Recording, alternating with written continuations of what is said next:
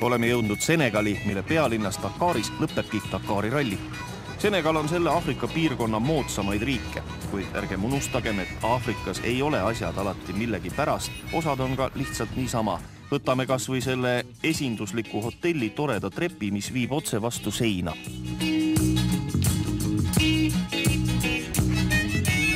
Paljud inimesed kasvatavad kodus ahvileivapuid, aga nende kastmisega tuleb väga hoolikas olla, sest kui ahvileivapuu võtab oma õiged mõõtmed, siis ta kasvab päris suureks, et see puu on isegi niisugune keskmist sorti, aga mõned suuremad ahvileivapuud on sellised, kus võib lausa sees elada. Loodus looduseks, aga Senegali inimestel on juba rohkem autosid ja nad saastavad ka tublisti õhku.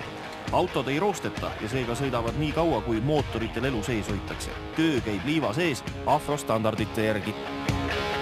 Siseneme Dakari koos võistlejatega, kellel on finišini jäänud vaid üks kiiruskatse. Mida lähemale kesklinnale, seda paksemaks läheb õhk ja üha vähemaks jääb lootust leida hotelli. Dakaris hetkel on suhteliselt täbar lugu hotellidega. Otsisime 4 tundi ja probleemiks on see, et on 10 inimest on pundis ja lõpuks otsime 2 hotellituba.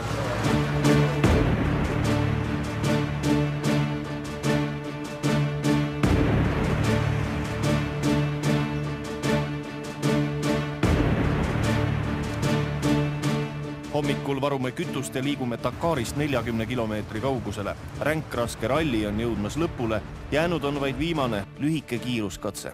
See lõpeb Roosa järve ääres, mis on nii soolane, et ka linnukesel ei ole mingit probleemi selle peal kõndida.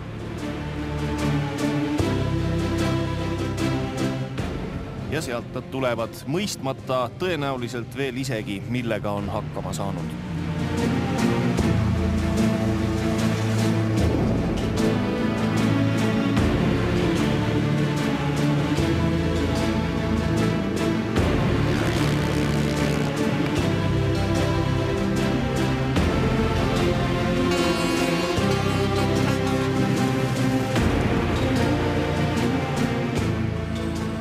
Dakari ralli on ilmselt raskeim katsumus, mida inimene vabatahtlikult saab ette võtta.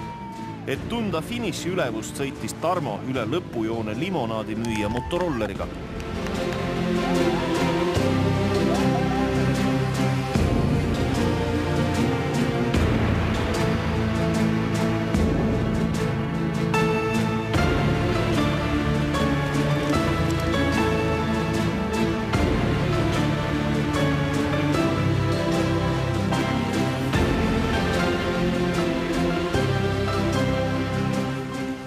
Korraks on siis ralli läbi. 8000 kilomeetrit Lissabonist Dakari on läinud näiliselt ilma mingi vaevata.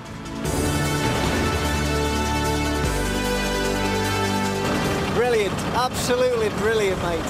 All that way to get here is it. It's the best thing ever.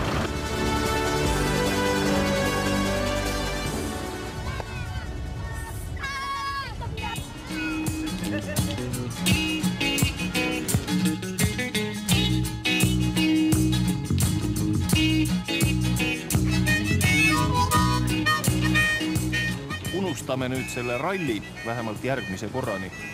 Aeg oleks ookeani ääres elu üle järele mõelda ja kas või vaadata, kuidas elavad Senegali kalurid. Kindlasti veidi paremini kui Mauritaanias, aga kehvemini kui Eestis.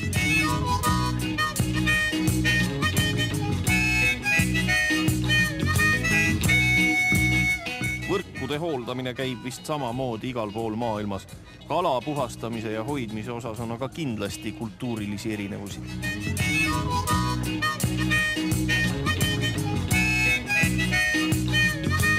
Lõpuks võib küsida, mis maa see Aafrika, täpsemalt Põhja-Aafrika õigesti on. Sellele on võimatu vastata. On see kuritegelik kant? Nii ja naa. Inimesed on vaesed, aga vägivalda nende loomuses jälle eriti ei ole. On see odav piirkond? Turistide jaoks kindlasti mitte. Kuivõrd teenuste tarbijaid on nii vähe, on kütuse, toidu ja hotellide hinnad võrreldavad Eesti omadega. Ühesõnaga, Aafrika on Aafrika. Tuule ja päikesemaa.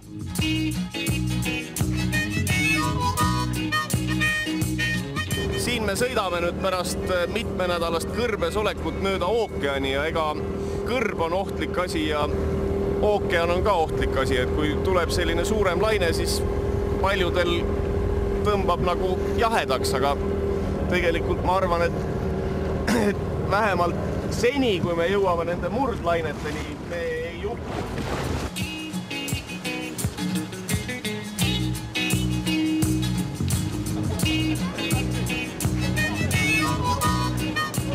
Mis siin lõpetuseks öelda? Me läheme täna õhtul lennuki peale ja sõidame läbi Casablanca, Pariisi, sealt läbi Stockholmi koju tagasi. Selle 3 nädala jooksul ma õppisin Aafrikat vihkama tema viletsuse pärast, aga veel rohkem armastama nende inimeste ja looduse pärast ja ma olen päris kindel, et mõne aja pärast ma tulen ühel või teisel moel siia tagasi.